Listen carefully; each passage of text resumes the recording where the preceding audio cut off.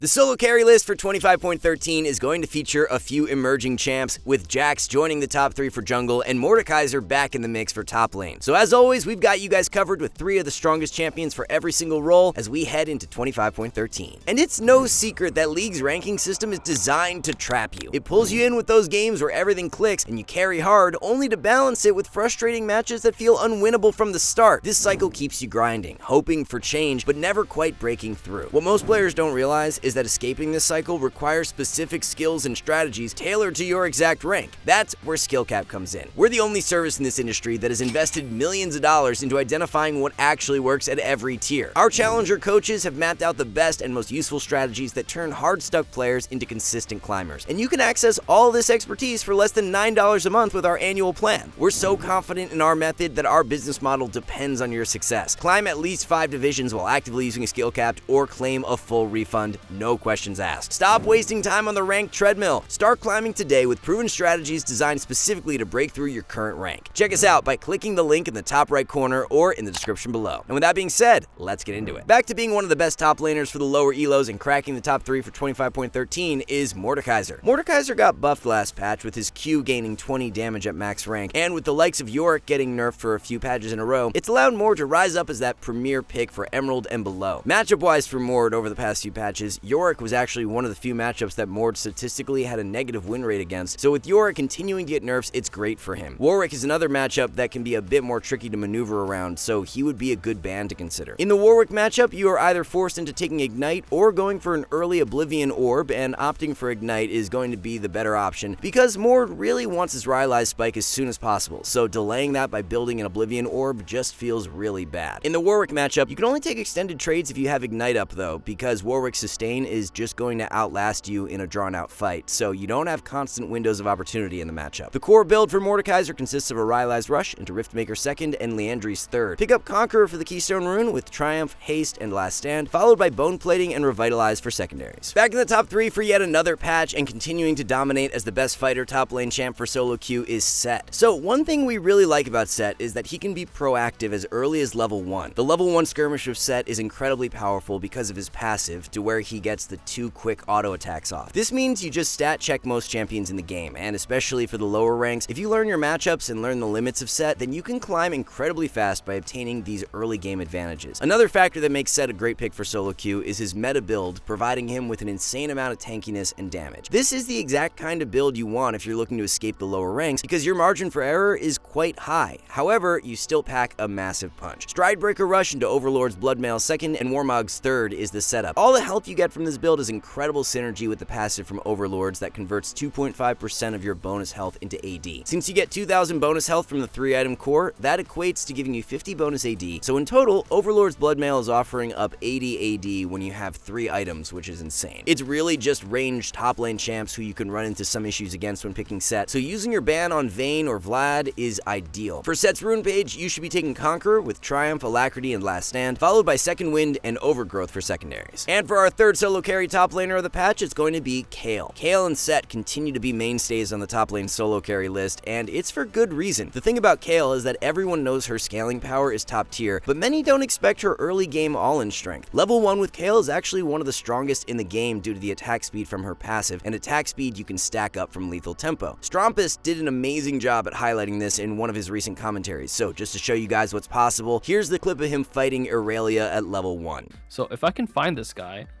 before he gets to reach his wave, then I just win. So here I'm just going to fight this guy because I know I win. I'm going to pop my potion a little bit early. I'm going to use my Ether. And then I have max stacks from my passive. And yeah, he's just dead. Can you imagine doing that to an Irelia as Kayle? Normally, no.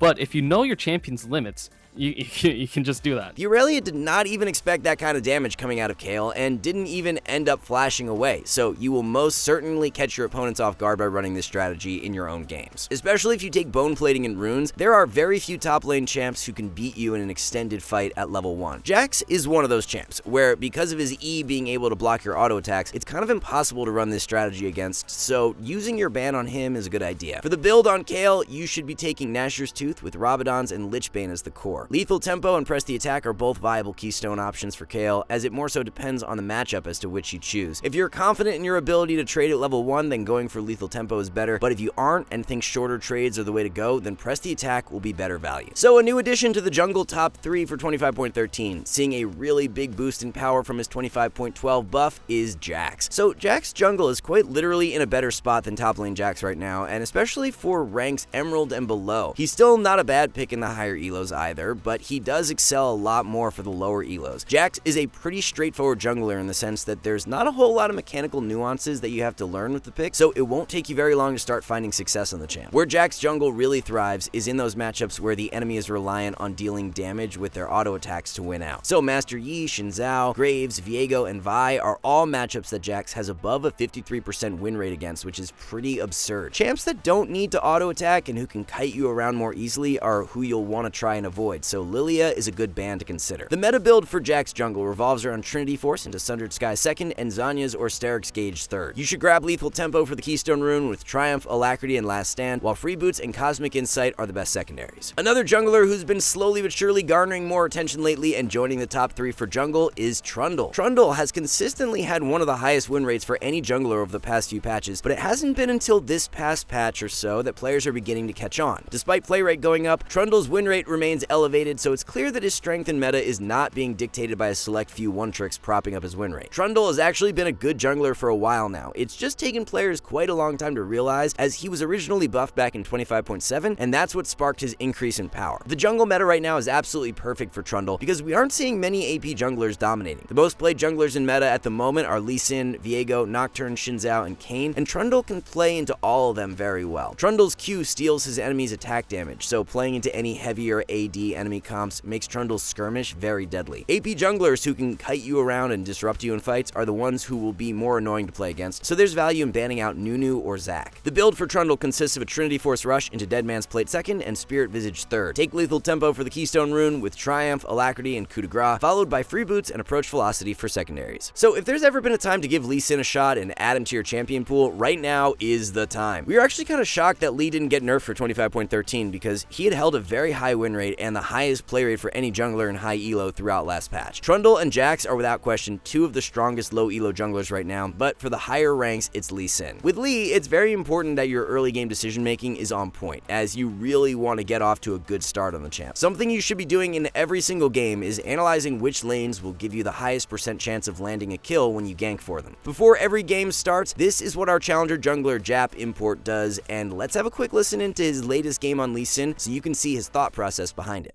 Okay, so I think this is pretty clearly like I just want to kind of make bot lane ahead. There's two hook champs that are just kind of run at each other, and I think like Kale eventually is going to be annoying inside lane no matter what I do. But Mundo should probably not lose to her and will probably be neutralized, or at least neutralize the lane for a little bit. And I have a much stronger bot side. Like Yasuo Lux early game, I have the Ignite advantage, as well as Yasuo just being kind of a better skirmish champ. So I would imagine that it's just kind of better for me to play on bot side. Top side is a little weak, and I think our 2v2 is a lot weaker. Oh. So topside is a tank Mundo who's just going to slowly scale anyways, whereas bot lane is more volatile with hook champs, and then mid also has Ignite advantage, so playing towards mid and bot is going to be ideal for this specific game. And because of this, it's going to dictate how you look to path, so Jap Import ends up starting his red buff and full clearing down to bot. For the build on Lee Sin right now, you should be rushing Eclipse into Sundered Sky 2nd and Black Cleaver 3rd. Conqueror is the Keystone Rune with Triumph, Alacrity, and Coup de Grace, followed by Freeboots and Cosmic Insight for secondaries. One of the more annoying matchups for Lee in meta that you may want to consider banning is Pantheon, because with Pantheon's E, he can easily block your Q2 damage and really limit your damage output in early skirmishes. A mid laner who has skyrocketed in priority recently and joining the top 3 for 25.13 is Twisted Fate. TF is receiving a small nerf this patch to his R cooldown, as it's being increased by 10 seconds. However, when he was originally buffed in 25.12, R cooldown was increased by 20 seconds, so this nerf is just a partial revert of that original buff, and therefore Twisted Fate will still be in a really strong spot. What would really really inflate Twisted Fate's metrics for solo queue as if players would actually build him correctly. Since Rod of Ages got nerfed and Rocket Belt got buffed, we are seeing a huge disparity between the two items on Twisted Fate and solo queue. For the past 2 patches now, Rod of Ages has been Twisted Fate's lowest win rate rush item behind both Luden's and Rocket Belt. However, it's still being played the most. Rocket Belt Rush is incredibly underrated on the champ right now, and when you pair it with running Unsealed Spellbook and runes, the amount of additional catch power you have with the champ is absolutely insane. If you have your Rocket Belt completed and then swap Teleport for Ghost in the mid game, there's very little counterplay for enemies to avoid getting hit by your gold card. We actually have a perfect example of this from our challenger mid laner Shori playing this exact setup in one of his latest commentaries, so let's have a look.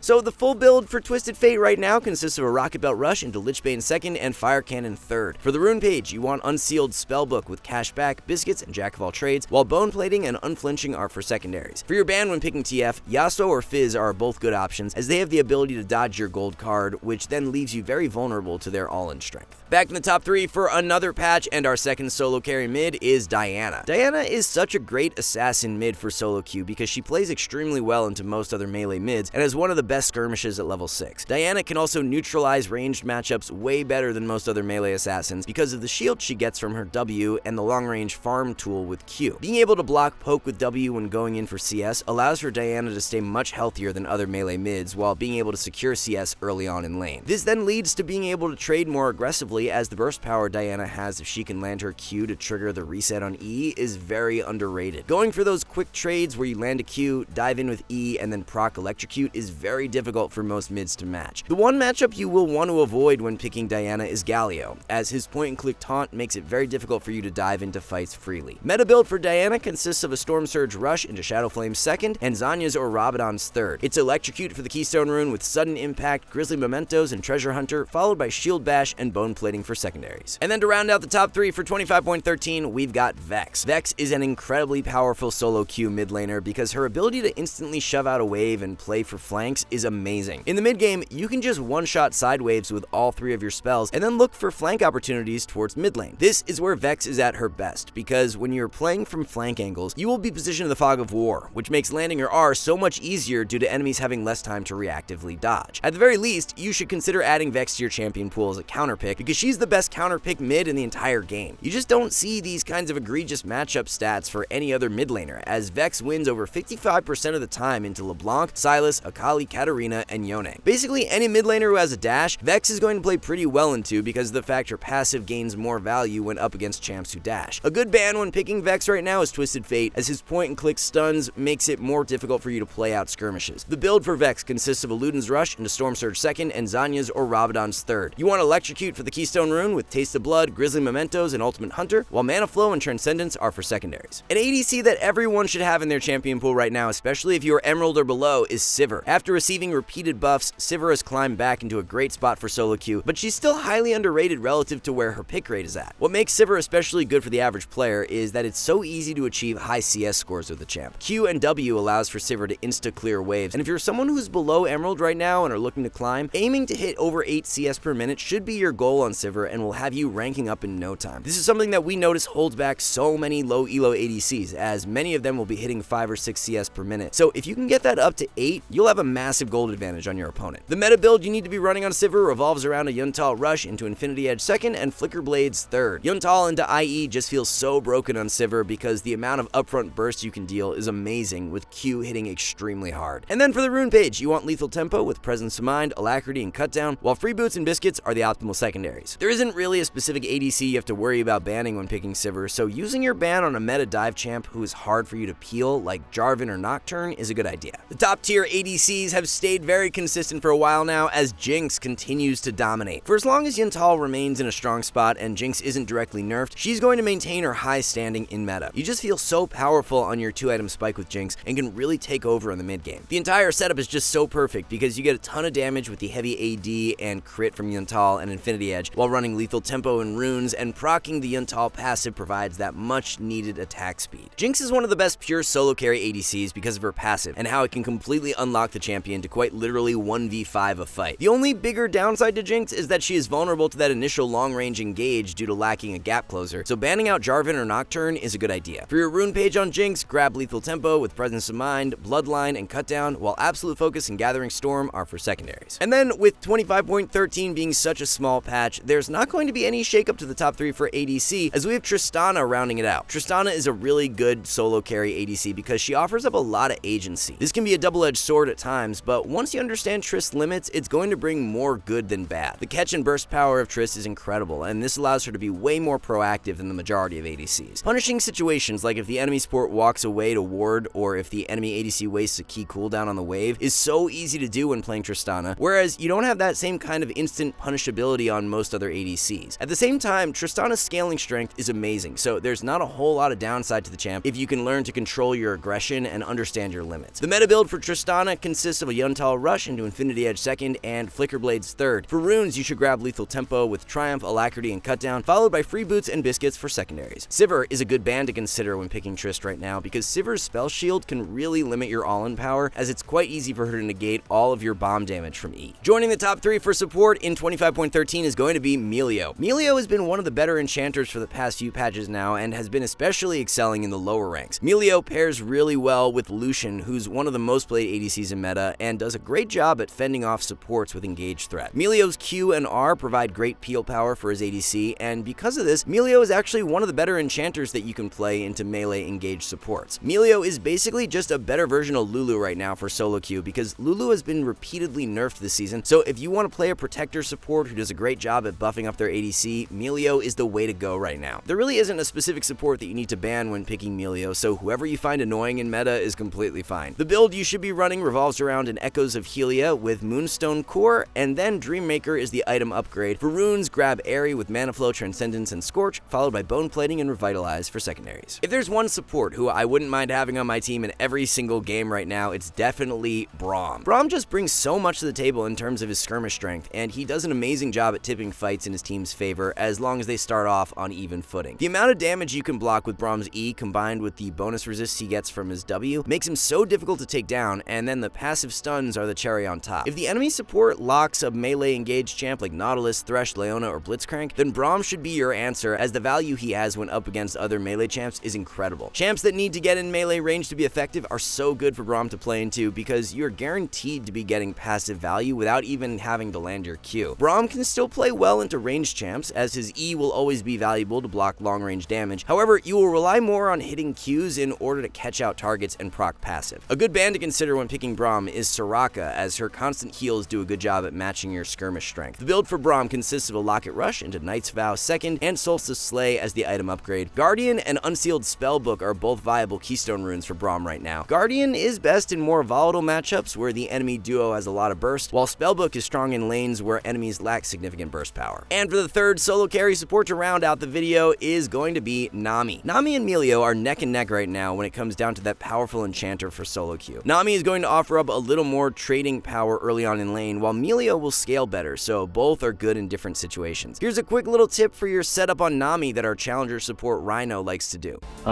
In my runes, I have Free Boots because I really like getting towards the Imperial Mandate as fast as possible on Nami.